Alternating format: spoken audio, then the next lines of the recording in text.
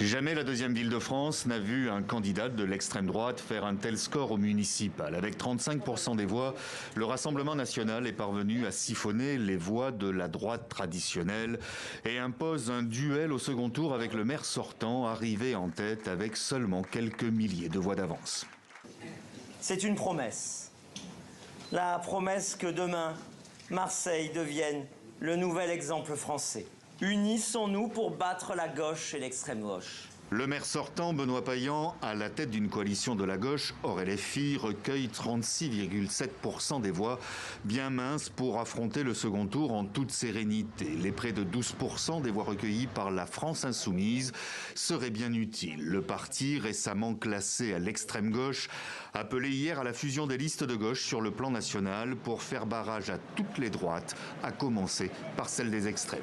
Nous tendons la main aux autres listes engagées dans ce scrutin pour permettre, partout où la droite et l'extrême droite menacent, la constitution d'un front antifasciste au second tour de l'élection municipale. La main tendue, c'est non pour le maire sortant qui, dès ce matin, déposait ses listes en préfecture pour le second tour. Coupe en cours à toute négociation avec LFI. Il l'affirmait dès hier soir, pas de fusion possible avec ce parti autrefois allié, devenu aujourd'hui véritable bête noire. Il n'y a plus que deux issues possibles. Tout autre choix est un choix qui permet au Rassemblement national d'emporter cette ville. Je ne ferai aucune négociation de couloir. Vous m'avez parlé de main tendue.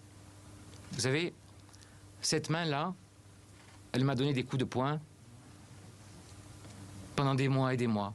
À Marseille, le candidat LFI, Sébastien Delogu, n'a plus que deux alternatives, se retirer ou bien maintenir sa liste. Même dilemme pour Martine Vassal, la candidate d'hiver droite et ses 12,8%, elle aussi courtisée par les extrêmes, à qui elle adressait dès hier soir une fin de non-recevoir.